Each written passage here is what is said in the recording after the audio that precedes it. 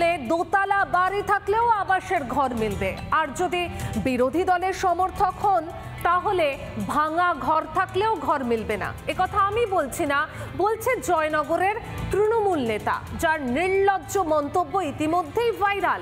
আবাস নিয়ে তো স্বজন পোষণের অভিযোগ বারবার উঠেছিল, আর এবার জয়নগরে বলা যেতে পারে হাটে হাড়ি ভাঙল।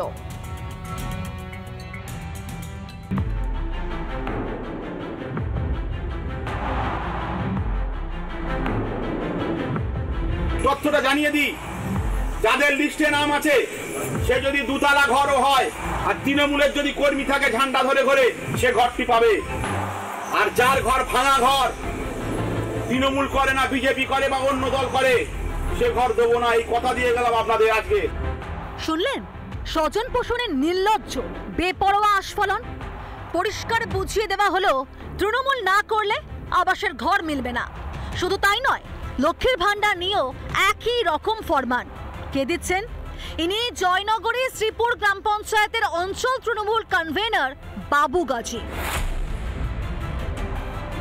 দীর্ঘদিন এসইউসিআইয়ের দখলে ছিল শ্রীপুর গ্রাম পঞ্চায়েত। এখন তৃণমূল ক্ষমতায়, বিরোধী দল এখন বিজেপি। ওই গ্রাম পঞ্চায়েত এলাকায় এসইউসিআই ও বিজেপির কর্মী সমর্থকদের অনেকেই এখন ভাঙা ঘরে থাকেন, তবুও তাদের আবাসের ঘর জোটে না বলেই অভিযোগ। আমার শ্বশুরা এসইউসি করতো, তারপরে এসইউসি হয়ে গিয়ে বিজেপি হলো, তারপরে বিজেপি এখন করা হচ্ছে। কিন্তু এখন যদি টিএমসি করি না, ওই জন্য দেখতে পাচ্ছি এখন কত পাচ্ছি না। তৃণমূল হচ্ছে না বলে ওই জন্য।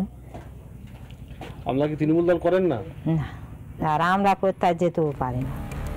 এই সমস্ত ক্ষেত্রে বাবু গাজীর ফর্মুলা কাজ করছে বলে অভিযোগ বিরোধীদের। অত্যন্ত অসহায় হওয়া সত্ত্বেও আমরা বঞ্চিত হচ্ছি, কারণ তৃণমূল ছাড়া কারোর কাজ হচ্ছে না। পশ্চিমবাংলা যে নিয়ম ওরা কায়েম রেখেছে তৃণমূল, সেই শ্রীপুর অঞ্চল তার ব্যতিক্রম না, সে একই নিয়ম এখানে কার্যকরী হচ্ছে।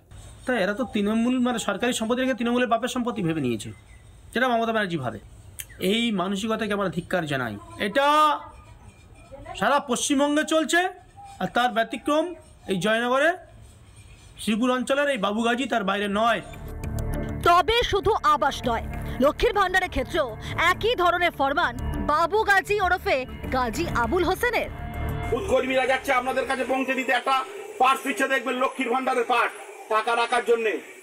আগামী দিনে যাদের কাছে এই পার্স থাকবে না, তারা কিন্তু লক্ষ্মীর ভান্ডার পাবে না, একদম বলে যাচ্ছি আজকে।